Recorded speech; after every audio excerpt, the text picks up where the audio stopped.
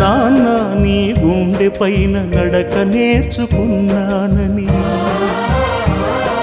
నీ చూపుడు వేలితో లోకాన్నే చూశానని, నాన్నను పూజిస్తే ఆది దేవుని కది అందునని, అమ్మకు బ్రహ్మకు మధ్యన నాన్నే ఒక నిచ్చెనని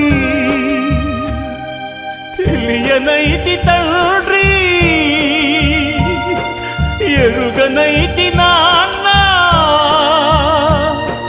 నాన్నంటే నడిచే దేవాలయమని మరచితిని, ఆత్మజ్యోతి చేతుల ఆపివేసుకుంటిని.